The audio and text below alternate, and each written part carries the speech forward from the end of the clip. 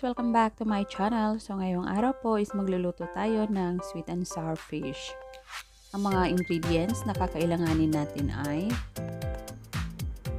fish, ginger, white onion, garlic,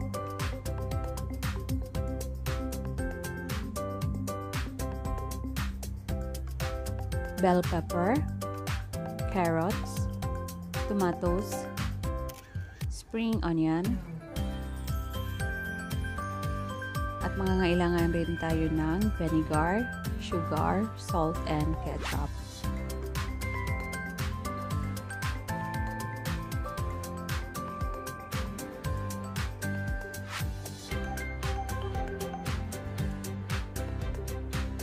So ayan guys, ang mga sangkap na ating kakailanganin. Tara, umpisahan na natin ang magluto. Ang unang gagawin natin is i-fry natin ang ating isda. Lagyan lang natin ng konting salt.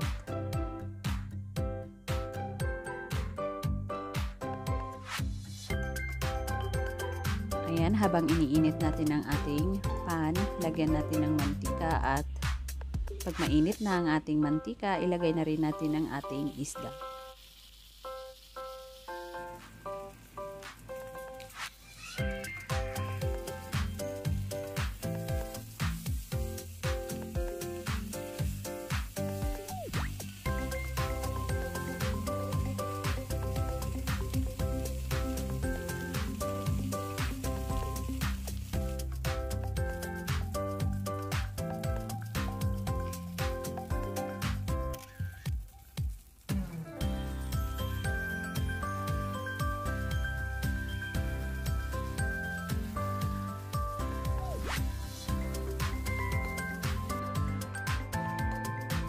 So ayan guys, okay na ang ating isda. Pwede na natin siyang ilipat sa isang plato.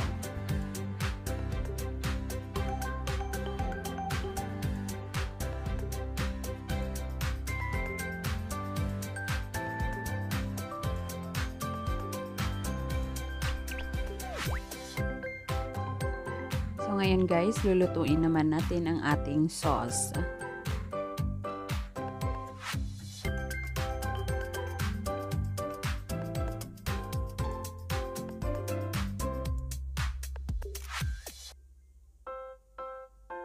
Ilagay natin ang ating bawang.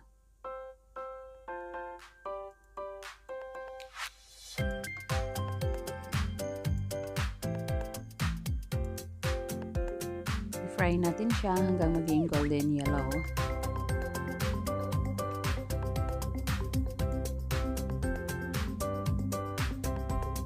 Katapos niyan, ilagay na rin natin ang ating white onion.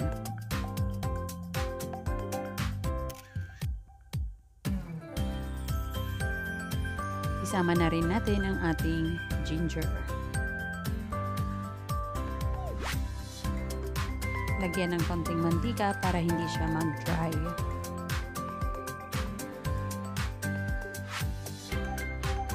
Ayan, i-fry lang natin ng maigi.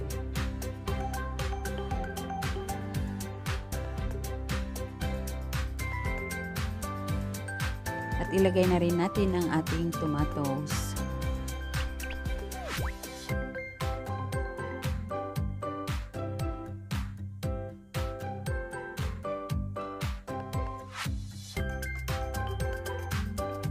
I-fry lang natin siya hanggang sa maluto ang ating kamatis.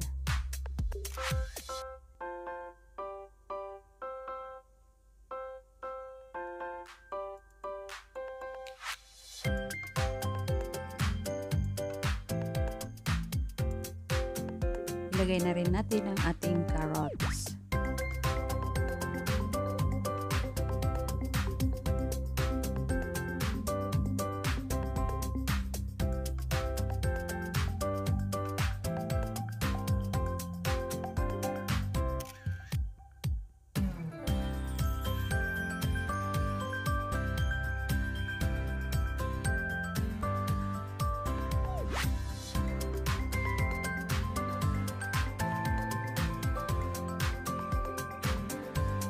So, ayan guys, hintayin lang natin na maluto ang ating carrots.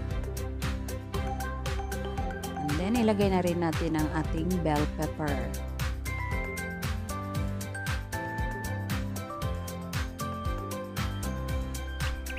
Isama na rin natin ang ating spring onion.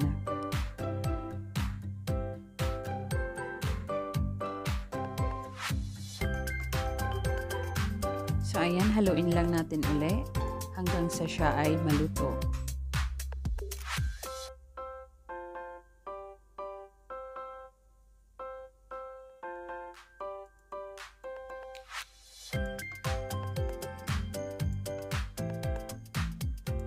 So habang niluluto siya,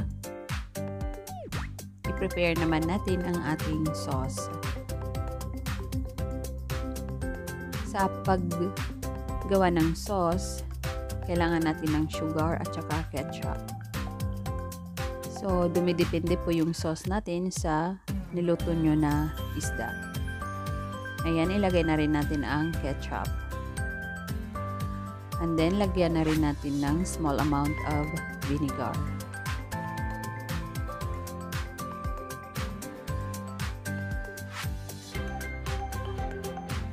So, ayan po. Dumidepende po sa dami ng sauce yung laki at kadami ng isda na niluto nyo. Ayan, haluin lang po natin siya.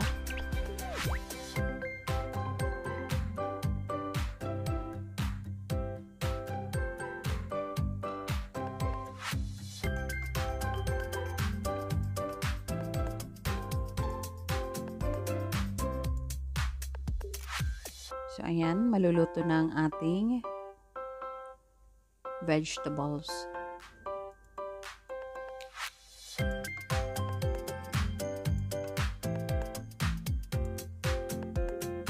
So, sa ating sauce, lalagyan rin natin ng konting tubig.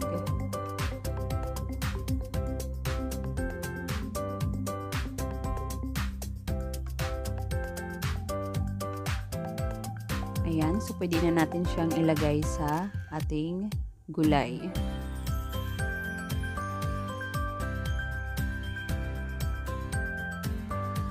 So ayan, haluin lang natin.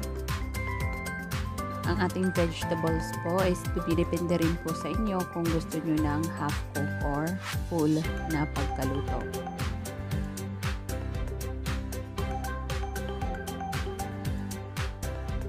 So ayan, ready na ang ating sauce. Ilalagay lang natin siya sa ibabaw ng ating fried fish.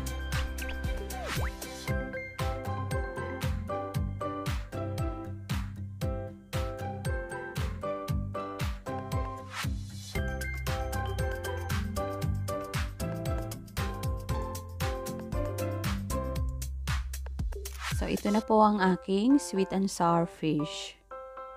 Sana may natutunan kayo sa aking simpleng recipe na pagluto. Ayan po, sa mga hindi pa po nakasubscribe, please subscribe to my YouTube channel. Like, comment, and share. Thank you for watching. God bless to everyone. Keep safe. Sorry, it's DJ.